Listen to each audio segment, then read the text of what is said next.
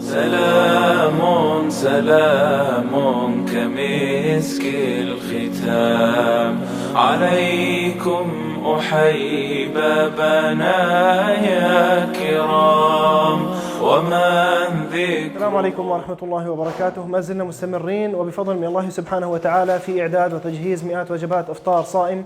هذه الوجبات تكفي لإفطار أكثر من 500 صائم. نحن حاليا في مطبخ غطاء الرحمة الرمضاني في الداخل السوري وعلى الحدود السورية التركية.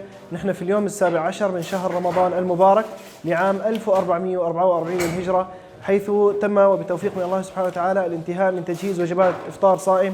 هذه الوجبات مقدمة من عائلة مشاري الرشيدي جزاهم الله عنا كل خير، وعن طريق فريق غطاء الرحمة التطوعي سيتم توزيع هذه الوجبات على الصائمين المقيمين في المخيمات في الشمال السوري. جزاكم الله عنا كل خير.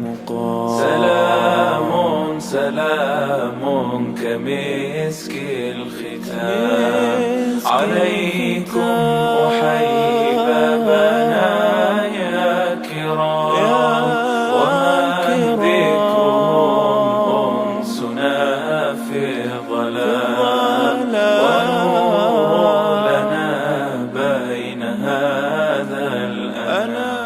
وعليكم السلام ورحمة الله وبركاته. حياكم الله يعوض عليكم ويخلف عليكم مع عائلة مشاري الكريمي.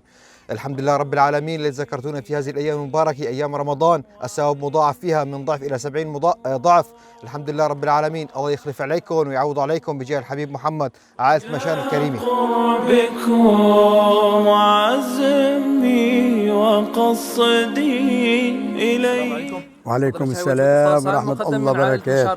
بارك الله فيكم، جزاك الله كل خير. يا ذكرتونا بأيام رمضان، بارك الله فيكم، كتر الله خيركم. بارك الله فيكم يا عائلة المشاري، جزاك الله كل خير بأيامها رمضان الفضيل.